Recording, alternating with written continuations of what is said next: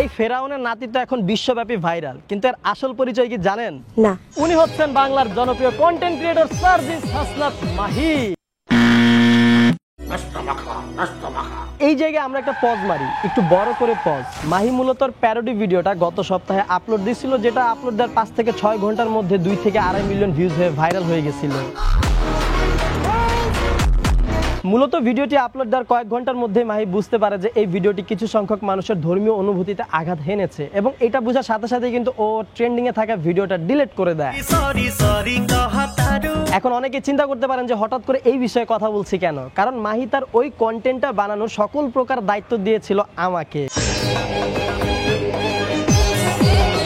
আমরা যখন প্রথম প্ল্যানিং শুরু করি যে মাহি এই ক্যারেক্টারটার প্যারোডি করবে বা রিমেক করবে, তখন পর্যন্ত কিন্তু আমাদের কারো মাথায় এরকম চিন্তা আসেনি যে এই টপিকটা ধর্মীয় অনুভূতির সাথে সাংঘর্ষিক হতে পারে। আমরা শুধু দেখছিলাম যে মাহির ইনবক্সে বলেন, মেসেজে বলেন, সব জায়গায় কিন্তু প্রতিদিন হাজার হাজার মেনশন আসতেছিল, দয়া করে ভাই আমারে আর এই পোস্টে এই ভিডিওতে মেনশন দিয়েন না, কারণ এই ভাইরাল ক্যারেক্টারটির সাথে মাহির চেহারা 90% মিলে যায়। কি মিল, কি মোহব্বত! আহারে, শুধুমাত্র মাহির চেহারা এত বেশি পরিমাণের মিল থাকার কারণে মাহি আমাকে ইনসিস্ট করে, ভাই চলো ভিডিওটা বানাই। আমার হাত ভাঙা না লোক দেখাই দিতাম, ঠিক আছে? তবে সেদিন কিন্তু শুধুমাত্র মাহি একা ভিডিও বানায়নি, আমরা নিজেরাও আমাদের বিতিকবাজের জন্য একটি কন্টেন্ট বানিয়েছিলাম। তবে আমাদের কন্টেন্টটি ছিল অনেক ব্যয়বহুল একটা কন্টেন্ট। কিভাবে? আমি মূলত ওই দিন আমাদের ভিডিওর জন্য মাহিকে একটি 10,000 টাকার চ্যালেঞ্জ দিয়েছিলাম। পাশাপাশি আমাদের ওই ভিডিওটা কিন্তু ছিল একটা স্পন্সর্ড ভিডিও, মূলত বাংলা লিংকের একটি স্পন্সরের ভিডিও আমরা বানাচ্ছিলাম। আমাদের কন্টেন্টের জন্য মূলত আমরা স্পন্সরের সাথে 2 দিন ধরে মিটিং করে আমাদের স্ক্রিপ্ট ফাইনালাইজ করি। তারপর মাহির কস্টিউমটি ক্রাফট আকারে আমিই বানাই, এবং এই কস্টিউমটি বানাতে আমাদের আরো একটা দিন পুরোপুরি সময় লাগে।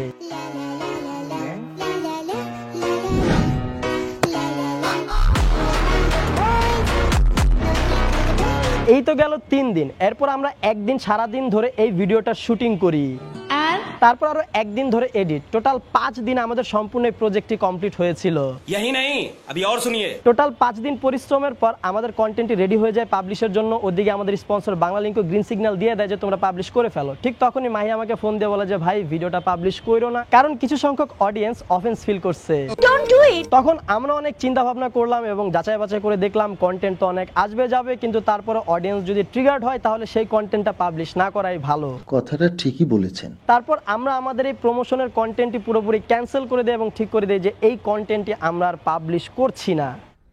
Bye bye, tata, good bye. এই ভিডিওটা বানালাম মূলত একটাই কারণে, আপনাদেরকে এটুকু জানানোর জন্য যে আপনাদের জন্য মাঝে মধ্যে আমরা কতটুকু কষ্ট স্যাক্রিফাইস করি এবং করতে প্রস্তুত থাকি। Thanks. Love you.